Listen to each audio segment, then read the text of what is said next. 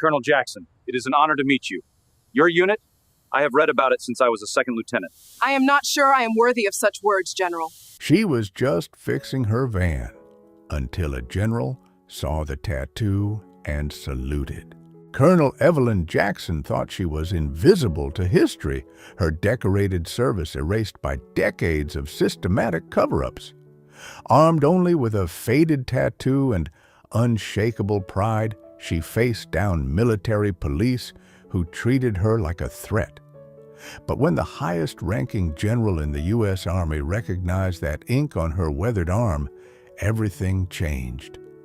What happened next exposed a conspiracy 50 years in the making and proved that some truths refused to stay buried. The Georgia sun beat down mercilessly on the asphalt outside Fort Benning's main gate, turning the air into a shimmering mirage of heat and humidity. Colonel Evelyn Jackson, retired, knelt beside her broken-down van with the patience of someone who'd learned to fix things with whatever was available. At 68, her movements were still precise, economical, the muscle memory of 4 decades in uniform never quite fading. Her weathered hands worked the wrench with practiced ease, dark skin, glistening with sweat, silver hair pulled back in the same tight bun she'd worn since basic training in 1975. The van was a piece of junk held together by determination and prayer, but it was hers. More importantly, it was her only way to reach the Vietnam Memorial Ceremony happening inside the base, a ceremony honoring units that, according to official records, never existed. Evelyn's jaw tightened as she remembered the phone call 3 weeks ago. "Ma'am, we have no record of a Shadow Legion unit," the young clerk had said, his voice polite but dismissive. "Perhaps you're thinking of a different designation, as if she could forget the unit that had defined her life, the brothers and sisters who'd bled and died in jungles whose names were still classified. As if the tattoo on her left forearm, a shadow of an eagle clutched in skeletal fingers, was just some random artwork instead of a badge of honor earned in hell. The sound of approaching boots made her look up. 2 military police officers stood over her, their faces stern beneath their caps, hands resting casually on their weapons. The younger one, barely old enough to shave, stepped forward with the swagger of someone drunk on authority. "Ma'am, you need to move along. This is a restricted area." Evelyn slowly stood, her 6-foot frame unfolding with quiet dignity. "I'm attending the memorial service. I have every right to be here, not without proper identification and authorization." The older MP said, his tone suggesting this conversation was already over. "Veterans need to register in advance." "I did register." Evelyn pulled out a crumpled form from her pocket. 3 weeks ago. Colonel Evelyn Jackson, Shadow Legion, 1975 to 1995. The MPs exchanged glances. The younger one actually smirked. "Lady, there's no such thing as Shadow Legion. You trying to run some kind of scam?" The words hit like a physical blow, but Evelyn had been fighting this battle for decades. Every VA appointment, every benefits claim, every attempt to honor her fallen comrades met with the same response. No records, no unit, no proof she'd ever served her country with distinction. But she had proof. It was etched in her skin, carved in her memory, and written in the scars that crisscrossed her body like a road map of classified operations. "Step away from the vehicle, ma'am." The younger MP ordered his hand, moving closer to his sidearm. "We need to search your van for contraband." Evelyn's eyes flashed with a fire that had once struck fear into enemy combatants across 3 continents. "Contraband, son. The only thing dangerous in that van is the truth." And apparently, that's what you're most afraid of. A small crowd had begun to gather other veterans arriving for the ceremony-based personnel, heading to lunch, curious onlookers drawn by the commotion. Evelyn could feel their stares, could hear the whispered conversations. Crazy old woman, probably homeless. Why won't she just leave? The older MP, Sergeant Mills, according to his name tape, pulled out his radio. Base security. We have a situation at the main gate. Possible trespasser claiming false military credentials. False credentials. Evelyn's voice carried the authority of someone who'd once commanded respect from generals and presidents alike. She rolled up her left sleeve, revealing the intricate tattoo that covered her forearm. "You want to tell me this is false?" The shadow eagle seemed to move in the shifting light, its skeletal talons wrapped around a banner that read Umbra Legio, Latin for Shadow Legion. Beneath it, a series of small symbols that looked like random marks to the untrained eye, but told a story of covert operations spanning 2 decades. Sergeant Mills squinted at the tattoo, his expression shifting from dismissive to uncertain. "Ma'am, anyone can get ink. That doesn't prove—" "Cambodia, 1978. Evelyn interrupted, her voice dropping to a whisper that somehow carried more weight than shouting. "Operation Nightfall. Your precious Pentagon still has that classified, don't they, Laos? 1982. Operation Ghost Dance. Nicaragua, 1985. Operation Silent Thunder." With each operation name, the sergeant's face grew paler. These weren't random words. They were real missions, real code names that should have been buried so deep that only a handful of people in the world knew them. "How do you—" Mills began, but Evelyn wasn't finished. "I know because I was there, Sergeant. I was there when we pulled Senator Morrison's son out of that Cambodian prison camp. I was there when we stopped the arms shipment that would have destabilized half of Central America. I was there when good soldiers died for missions that officially never happened." The crowd had grown larger, and Evelyn could see recognition dawning on some faces, older veterans who remembered whispered stories, rumors of ghost units that operated in the shadows while regular forces got the glory in the history books. A black sedan pulled up to the gate, its government plates and tinted windows screaming official business. Evelyn's heart sank. More bureaucrats, more denials, more erasure of everything she and her unit had sacrificed. But when the rear door opened, the man who stepped out wore 4 stars on his shoulders and carried himself with the bearing of someone who'd earned every piece of metal on his chest. General Marcus Thompson, chairman of the Joint Chiefs of Staff, looked around the scene with sharp eyes that missed nothing. His gaze fell on Evelyn, traveled down to her exposed tattoo, and stopped. For a long moment, the most powerful military officer in America stared at the ink on an old woman's arm, his expression cycling through confusion, recognition, and something that looked like awe. Then, to the shock of everyone present, General Thompson came to attention and rendered a perfect salute. "Colonel Jackson," he said, his voice carrying across the suddenly silent crowd. "It's an honor to finally meet you, ma'am. I've been reading about your unit for 30 years, wondering if any of you were still alive." The MPs looked like they'd been struck by lightning.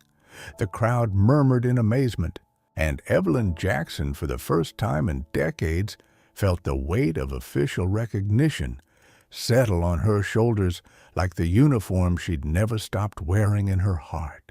General Thompson's salute seemed to freeze time itself. The MPs stood slack-jawed, their authority evaporating like morning mist. The gathering crowd pressed closer, phones appearing to capture this unprecedented moment. Evelyn, despite decades of fighting for recognition, felt tears threaten to break through her iron composure. "At ease, General," she said softly, returning his salute with the precision of muscle memory. "Though I appreciate the gesture, I'm not sure my service record supports such honors anymore." Thompson lowered his hand, but maintained his respectful posture. "Colonel, your service record may have been buried, but it was never destroyed. Some of us have been guardians of that history, waiting for the right moment to bring it to light." He turned to the bewildered MPs. "Sergeant Mills, you and your partner will escort Colonel Jackson to my office immediately, and I suggest you treat her with the respect due a decorated war hero."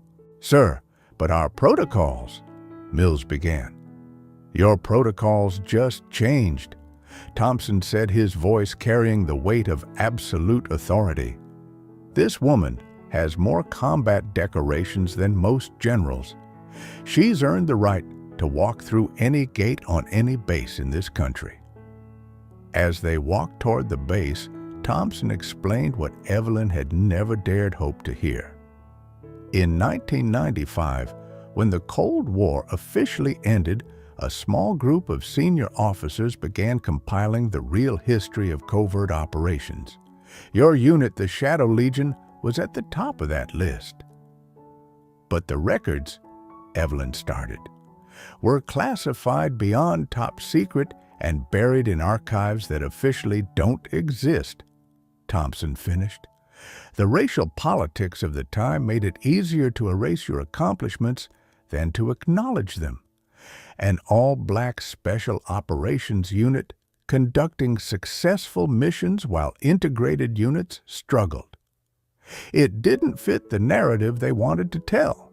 They passed through security checkpoints where guards snapped to attention upon seeing Thompson, their eyes widening when they noticed Evelyn walking beside him as an equal. Word was spreading through the base like wildfire. The mysterious woman at the gate wasn't a fraud or a troublemaker. She was a ghost from military history, suddenly made flesh. In Thompson's office, surrounded by the trappings of power and prestige, Evelyn finally allowed herself to believe this was real. The general pulled out a thick file marked with classification stamps that would have made most people's security clearances spontaneously combust.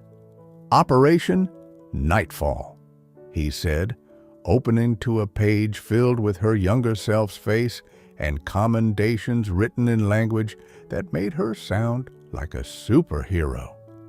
"Successful extraction of high-value target from hostile territory. Zero casualties mission accomplished with minimal international incident."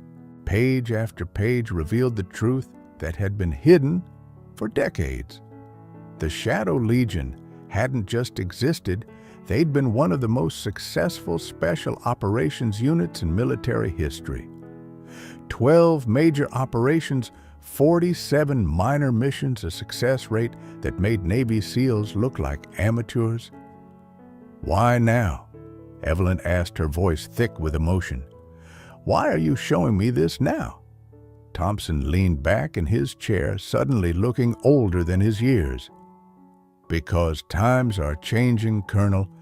The military is finally ready to confront some uncomfortable truths about its past.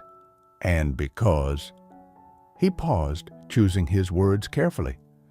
"Because we need heroes like you to help us train the next generation.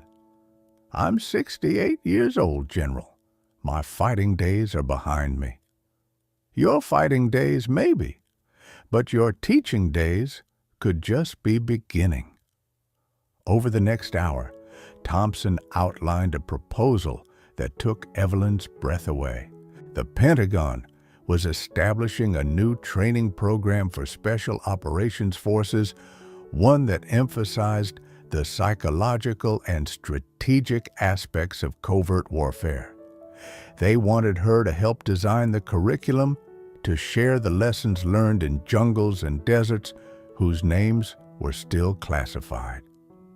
"There's more," Thompson said, pulling out another file.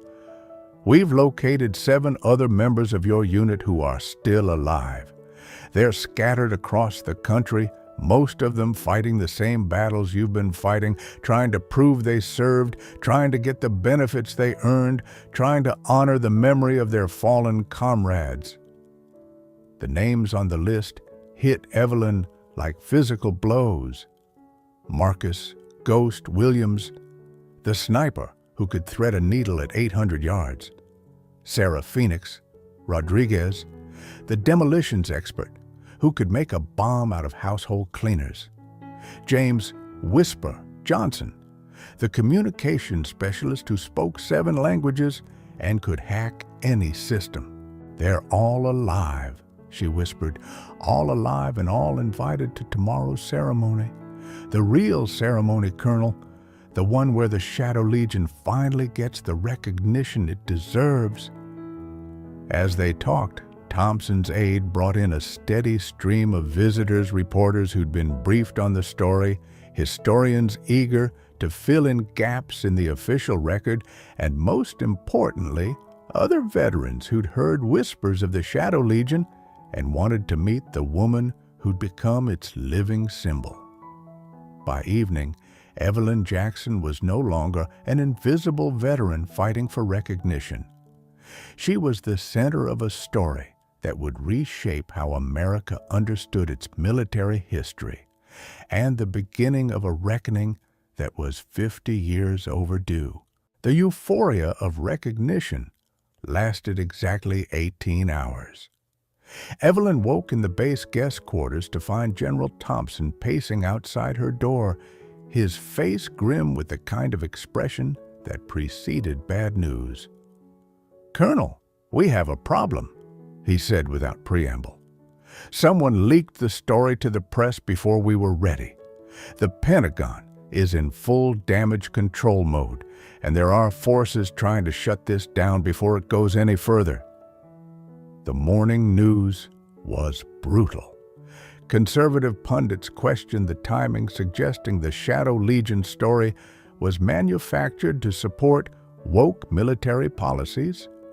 Liberal commentators accused the Pentagon of a decades-long cover-up motivated by racism. Social media exploded with conspiracy theories, death threats, and demands for investigations. But the worst blow came from an unexpected source, Colonel William Hartwell, retired former commanding officer of the 75th Ranger Regiment. In a live television interview, he systematically dismantled Evelyn's credibility with the precision of a military prosecutor. "I served in Vietnam during the same period," Hartwell said, his silver hair and chest full of ribbons lending weight to his words. "I knew every special operations unit in theater. There was no Shadow Legion.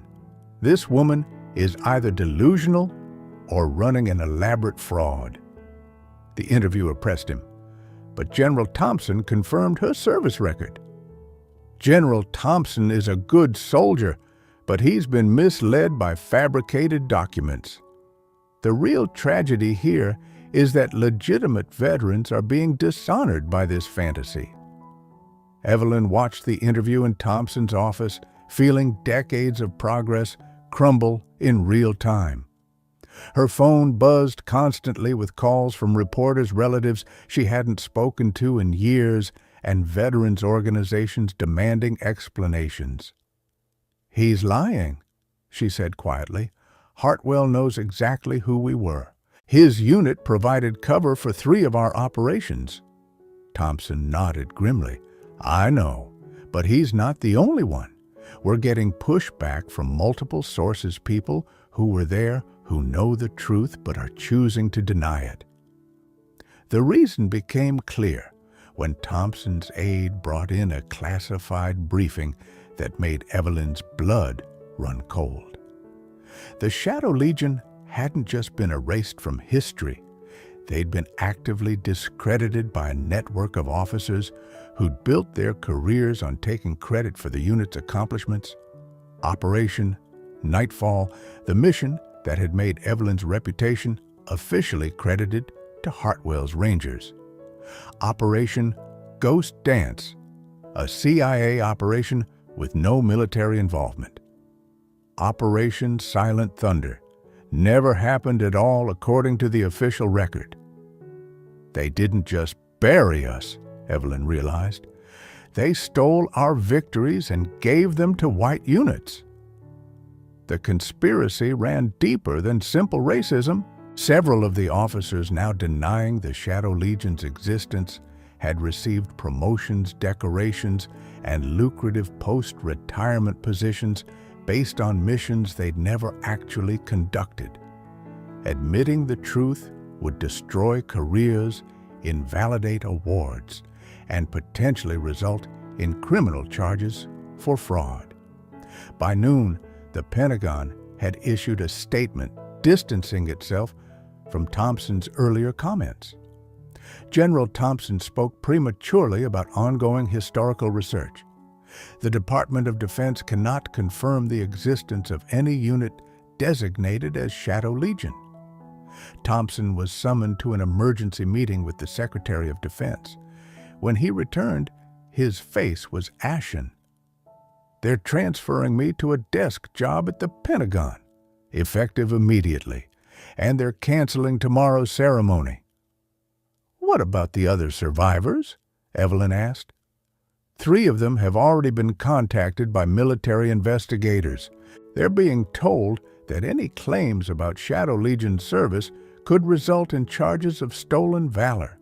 The others," Thompson shrugged helplessly, "they're scared, Colonel. 50 years of being ignored, and now they're being threatened with prosecution." That evening, alone in her guest quarters, Evelyn stared at her tattoo in the bathroom mirror. The Shadow Eagle seemed to mock her, a permanent reminder of service that the world refused to acknowledge. She thought about the easy path accepting the Pentagon's offer of a quiet retirement with full benefits in exchange for her silence. Her phone rang. The caller ID showed a number she hadn't seen in 15 years, Marcus Williams, her old teammate, calling from Detroit. "Evie." His voice was older, rougher, but unmistakably ghost. "I saw the news. They're trying to destroy us again, aren't they?" "Yeah, Marcus, they are." "Well, hell, guess it's time for one last mission." "What are you thinking?" "I'm thinking 7 old soldiers with nothing left to lose might be exactly what this country needs right now. You still got that evidence we buried in '95? Evelyn smiled for the first time in 24 hours. Every last piece of it. "Then let's remind them why they called us the Shadow Legion." Within 48 hours, the surviving members of Shadow Legion began converging on Atlanta like ghosts materializing from the mist. They came quietly, using skills honed in decades of covert operations, avoiding the media circus that had erupted around Evelyn's story. Marcus "Ghost" Williams arrived first, his 70-year-old frame still carrying the lean muscle of a professional soldier. Sarah "Phoenix" Rodriguez flew in from New Mexico, her engineer's mind already calculating angles of attack. James "Whisper" Johnson drove down from D.C., where he'd spent 30 years as a government translator, his security clearance intact and his memory perfect. They met in a rented warehouse on the outskirts of Atlanta, the same kind of anonymous space they'd used for mission planning half a century ago. The reunion was emotional, but brief. These were people who'd learned to compartmentalize feelings in favor of objectives. "Show us what you've got, Evie," Marcus said, settling into a folding chair with the patience of someone who'd spent weeks in jungle hides. Evelyn opened a waterproof case she'd kept hidden for 28 years. Inside were photographs, documents, and physical evidence from their operations insurance she'd gathered in case this day ever came. Mission reports in her own handwriting, photos of the team in the field, medals and commendations that had been issued but never officially recorded. "Jesus," Sarah whispered, examining a photo of herself defusing a bomb in Cambodia. "I thought all of this was destroyed." "Most of it was," Evelyn replied, "but I kept copies. Call it paranoia or preparation. Either way, we've got proof." James pulled out a laptop and began scanning documents with the efficiency of someone who'd spent decades handling classified material. "This is good, but it's not enough. We need corroboration, official sources, people willing to go on record." "I might have something," said a voice from the warehouse entrance. They spun as one hand's moving to weapons that weren't there before recognizing General Thompson walking toward them with his hands visible and empty. "General," Evelyn said carefully, "thought you were persona non grata." "I am, which is why I'm here unofficially with information that officially doesn't exist." Thompson set a briefcase on the table. "Before they buried me in Pentagon paperwork, I made some copies of my own." The briefcase contained the smoking gun they needed, communications between senior officers detailing the systematic erasure of Shadow Legion records, memos discussing how to redistribute their accomplishments to more appropriate units, budget documents showing payments to officers who agreed to keep quiet about operations they'd never actually conducted. "This is conspiracy," Marcus said, his voice deadly quiet. "This is treason." "This is 50 years of institutional racism and cover-ups," Thompson corrected, "and it goes all the way to the top." They spent the next 6 hours planning their counterattack with the same methodical precision they'd once used to plan military operations. The objective was simple: force the truth into the open in a way that couldn't be denied, buried, or explained away. Sarah, whose post-military career in cybersecurity had kept her skills sharp, would handle the digital warfare. James would coordinate with sympathetic journalists and historians. Marcus would reach out to other veterans who might have witnessed Shadow Legion operations. Evelyn would be the public face, the living symbol of everything they were fighting for. "We go public in 72 hours, Evelyn decided. Simultaneous press conferences in 5 cities, document dumps to major news outlets, and a full briefing to Congress. They want to bury us. Let's see them try to bury the truth when it's everywhere at once. The next 3 days were a blur of covert activity.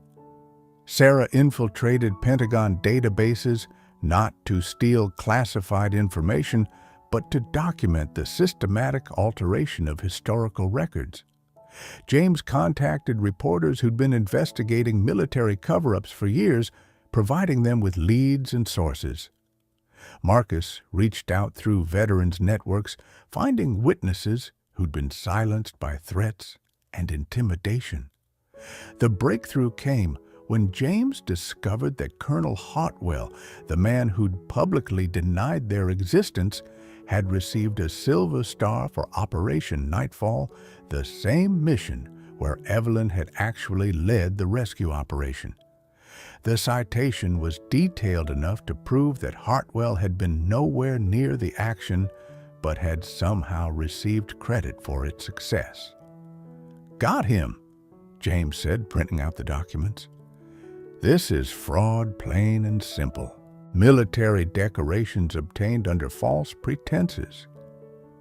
On the morning of their planned revelation, Evelyn stood in front of a mirror in her hotel room, adjusting the dress uniform she hadn't worn in 28 years. The ribbons and medals told a story of service that officially didn't exist, but she wore them with pride anyway. Her phone buzzed with a text from Sarah.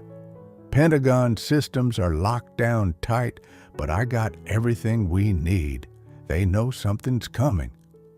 Marcus called from the Veterans Center, where he was holding his press conference. 30 witnesses confirmed, 3 generals, 2 senators, and a CIA director who's willing to testify. They can't deny all of us. At exactly 10 a.m. Eastern, the Shadow Legion launched their final operation.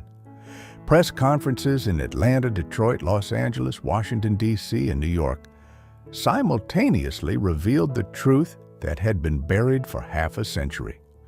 Documents flooded social media. Witnesses came forward. The evidence was overwhelming, undeniable, and devastating. Evelyn stood at the podium in Atlanta, looking out at a room full of reporters' cameras and curious onlookers. Behind her, a screen displayed photos of her unit in action, young soldiers who'd risked everything for a country that had refused to acknowledge their sacrifice. "My name is Colonel Evelyn Jackson." She began, her voice carrying the authority of someone who'd never stopped being a soldier. "For 50 years, my unit and I have been erased from history. Today, we're writing ourselves back in." The questions came fast and furious, but Evelyn was ready for all of them.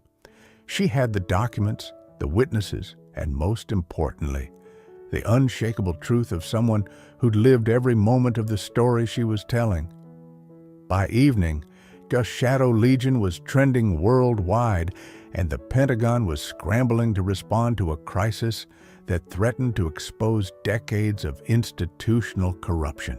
3 months later, Evelyn Jackson stood in the Rose Garden of the White House, surrounded by the surviving members of Shadow Legion and the families of those who hadn't lived to see this day. President Martinez held a folder containing posthumous Medal of Honor recommendations, the highest military decoration finally being awarded to soldiers who'd earned it decades ago. The Shadow Legion conducted 12 major operations and 47 classified missions between 1975 and 1995.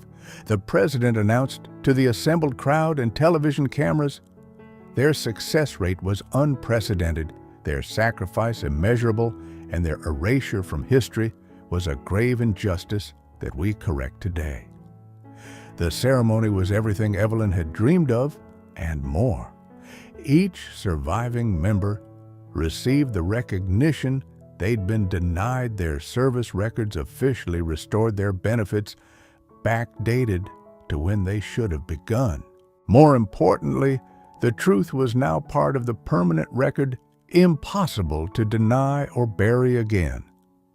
Colonel Hartwell and 6 other officers faced courts-martial for stolen valor and fraud. The Pentagon announced a comprehensive review of military records to identify other units that might have been systematically erased. A scholarship fund was established in honor of Shadow Legion members who died in service to their country. But for Evelyn, the most meaningful moment came after the ceremony, when a young black woman in Army fatigues approached her with tears in her eyes. "Ma'am," the soldier said, "I'm Lieutenant Sarah Jackson, no relation, but I chose my name after reading about you. I'm graduating from Ranger School next month, and I wanted to thank you for proving that people like us belong in special operations." Evelyn looked at this young woman, confident, capable, unashamed of her strength, and saw the future that her generation had fought to make possible. "You don't need to thank me, Lieutenant. You just need to be excellent. That's the best honor you can give us." As the crowd dispersed and the cameras stopped rolling, Evelyn found herself standing alone with her tattoo exposed to the afternoon sun. The Shadow Eagle no longer felt like a burden, or a secret shame. It was what it had always been, a badge of honor, a symbol of service, and proof that some truths are too powerful to stay buried forever. The Shadow Legion had completed their final mission. They'd fought their way back into history, and this time, no one could erase them